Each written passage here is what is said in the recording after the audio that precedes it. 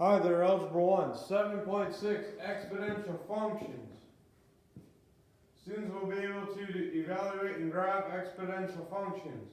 An exponential function is a function of the form y equals a times bx, where a is not equal to 0 and b is greater than 0. b cannot equal 1 and c is a real number. Okay? Now, on this first one, identifying linear and exponential functions. Does the table or rule represent a linear or an exponential function? So, explain. I'm actually going to go to the second and third one. The reason for it is the first one's a chart, and we'll talk about it, but first I think it's just a good way to introduce this. And I'm actually going to start out with number 3. Do we think that is exponential, or do we think that's a linear?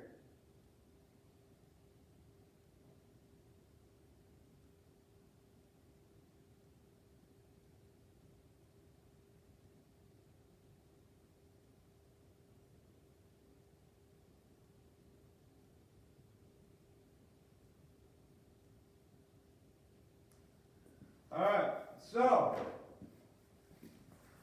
I'm looking at this one.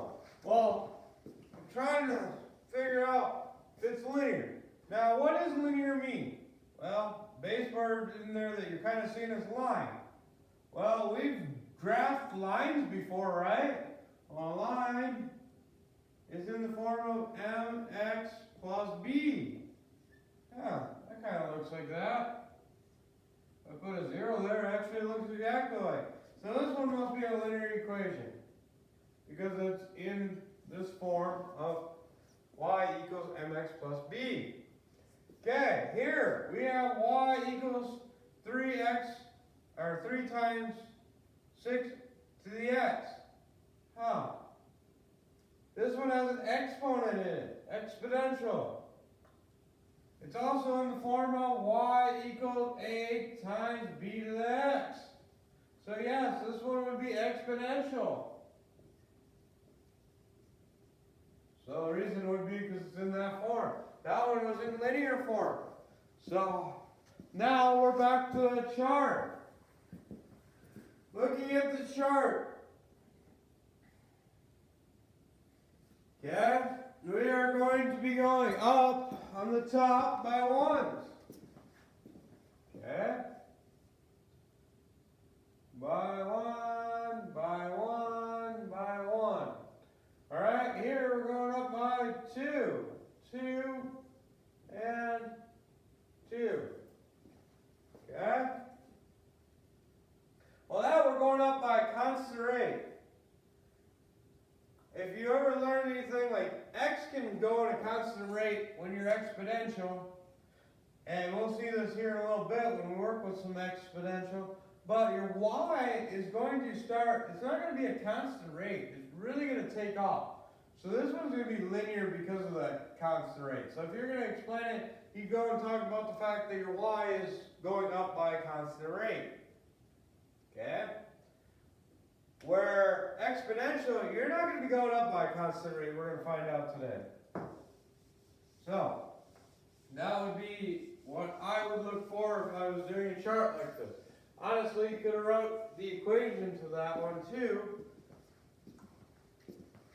But, like I said, it's going to be going up by a constant rate in a hurry.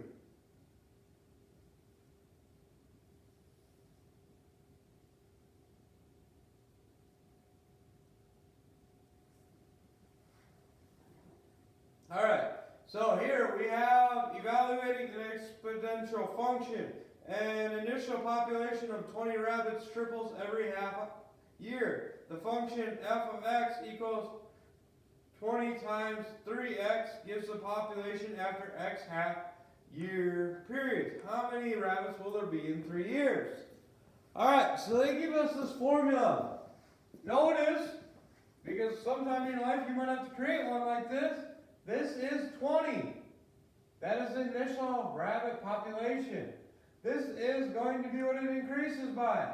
Now, this X is a half year. That is key because it tells us after 3 years, which means there's going to be 6 half years. So you're going to go 20 times 3 to the 6th. All right, once again, using my calculator, I'm going to kind of step through this. I'm going to type on my calculator 3 to the 6th. You get 729. 20 times that. And we get 14,580 rabbits.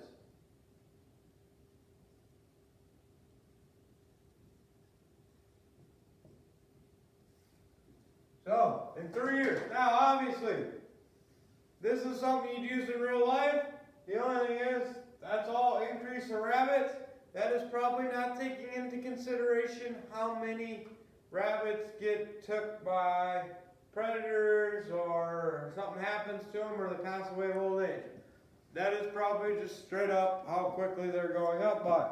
There's other factors that play into it. But those other factors are going to run the same exact system where you're going to be factoring using some or mathematical formulas like this. So it all comes back and relates together. All right. Graphing an exponential function. Okay?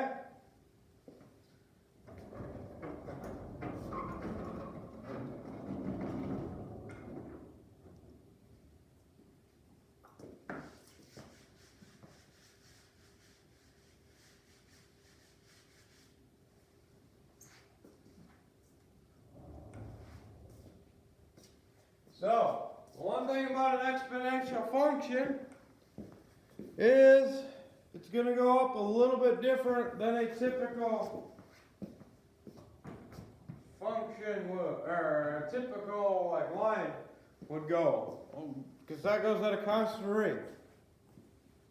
Okay, let me see so you can see a little bit more of both. All right, so we have this equation right here. Yeah. We are going to create a chart plugging in x and solving for y's. Typically, when you do this, a lot of times you're going to go from -2 to +2. Okay, here's my y value. So if I plug in -2 here, so -2.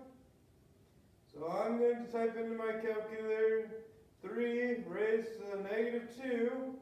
Otherwise, if you did it the other way, remember from our other lessons that negative tells me to take to the bottom. So you'd actually have 1/9.5 times 1/9 is going to get you 0.5 divided by 9.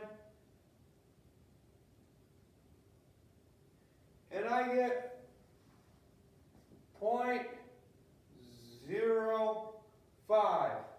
Because I would have got 0.111 repeating here. Okay? Now when I put in the -1, well, remember it's a negative, take it to the bottom, you'd have 1/3, so you'd actually have 0.5 divided by 3, which is going to give me 0.166666, so my 6 is repeating. This one, my 5 is repeating. Okay, if you put in a 0 here, anything to the 0 power is 1. 1 times 0.5 is going to get me 0.5. Alright, now if I put in 1, that is going to give me just a plain 3. 3 times 0.5 is going to give me 1.5. Okay? The other thing we got going on now here is 2. We're going to put 2 in there. Well, 2 into here is going to give me 9. 9 times 0.5 is going to give me 4.5. And I can type these into my calculator. But this, to me, is not too strenuous. Alright, so now we come over here. We're going to graph this.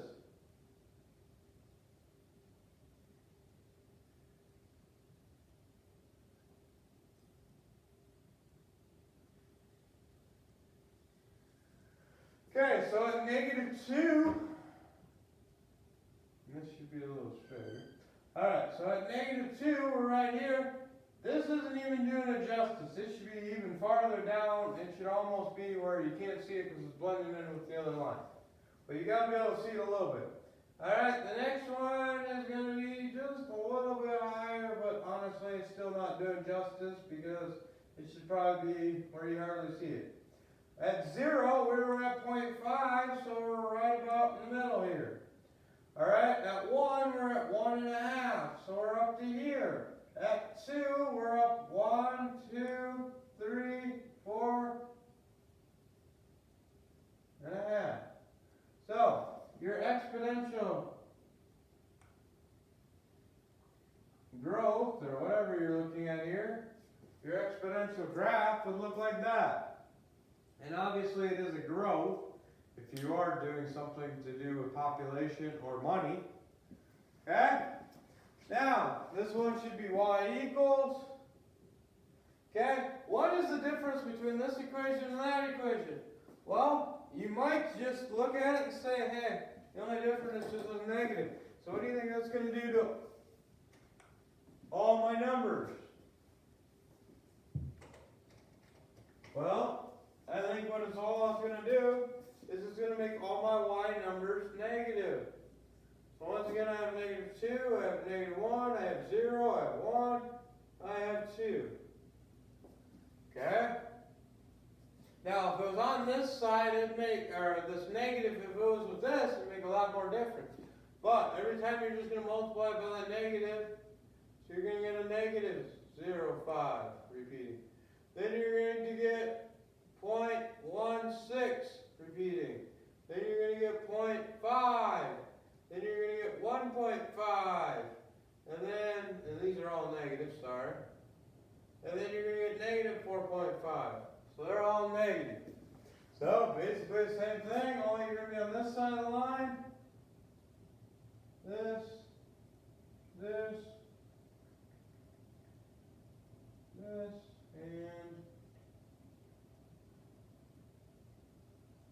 so now it's going to look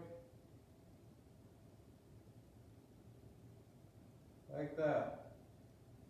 So the purple is going to be the other equation. One is a increase, the other one is a decrease. Okay, we're going to do a word problem about this. You're zooming in and out on your computer, or your phone, whatever, your technology, your device. You can also zoom out to view a larger area. So you're looking at this picture, and then we're going to zoom out, which is going to make it bigger and bigger and bigger. The function 100 times 4x models the percent of original area the map shows after zooming out. So, at first, we're going to still go through -2 through 2. Alright, x, y. If I put in a -2 there, I can take that to the bottom. I have 4 squared, so I'm going to have 16 on the bottom, so I'm going to have 1 over 16. Times that by 100, which is actually going to be 100 divided by 16. That'll get you 6.25. Alright, -1 in there. That's going to take that 4 to the bottom, it's going to be 1/4. Times that by 100, you're going to have 100 over 4, which is 25. Alright, then we're going to have 0. Plug in 0 there, you're going to get that to be 100. Plug in 1 there, you're going to get 4. 4 times 100 is 400. Plug in 2 there, you're going to have 4 squared. 4 squared is 4 times 4, which is 16. Times 100, which is going to be 1600. Okay? Now, I might need more space, so I went like this. Okay, at -2, I'm going to go by hundreds. 100, 200, 300, and you're still going to see an exponential growth. considering I'm going to go by ones from the one scale, and I'm going to go up by hundreds on the other one. So you're definitely going to tell how much exponential increases in a hurry.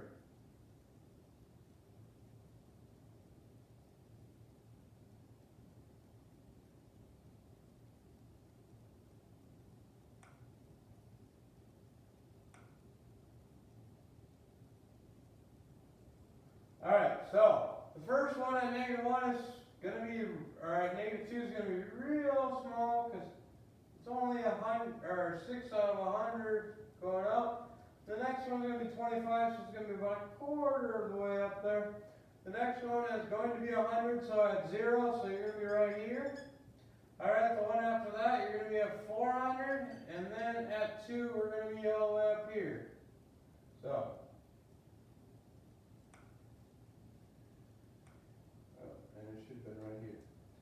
Put that dot in the wrong spot, you're still going to see a heck of an exponential growth. So, that would be your exponential growth. So, this would be like what percent of the area you're seeing. So, this would be, I zoomed in, I'm seeing 6% of it. So, if you're looking at someone's house, you zoomed in, you basically can read the writing on their house. Okay, then you zoom out, and now you can see this person's house. Then you zoom out, now you can see their whole yard. Now you zoom out, and now you can see their neighbors over a couple blocks. Then you zoom out, and now you can see the whole town. That is what this is basically working with. Alright. One-step variable equations. Okay? If you look at that, is there any way to solve it? Well, there is, but I don't think you guys know how to. We have 2x equals 0.5x plus 2. Alright, and I'm going to write the other one, so we have 0.3x equals 5. Okay, so what you do is use a graphing calculator. What I usually do is use this website called Desmos.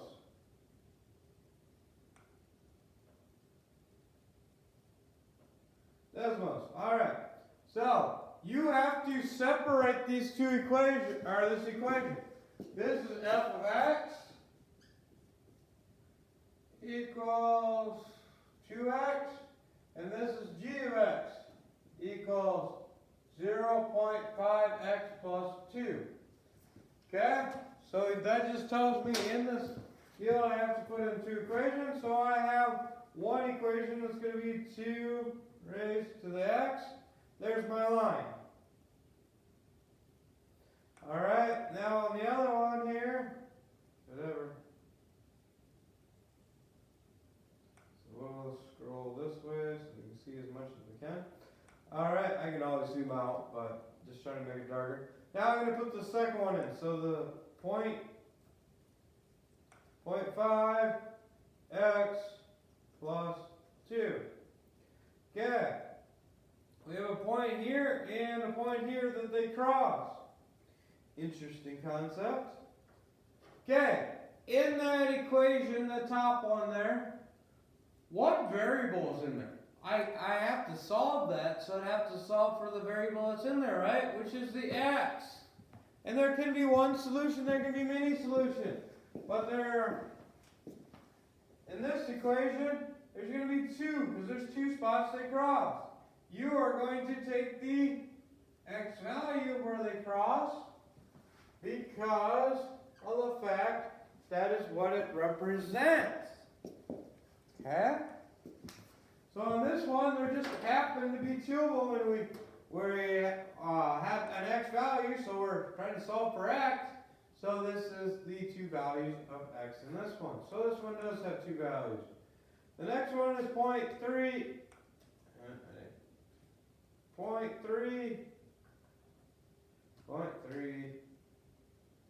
to the x, because I got to separate them.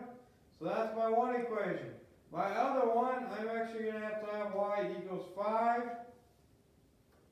Actually, it'd probably have to be X. It would be X.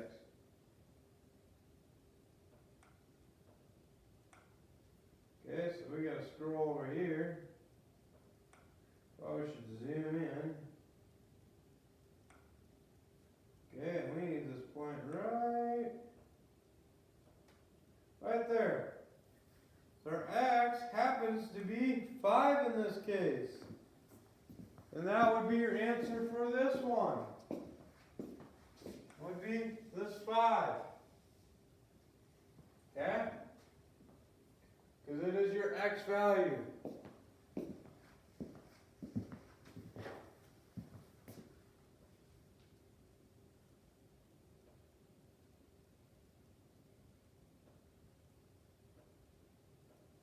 There'd be your homework.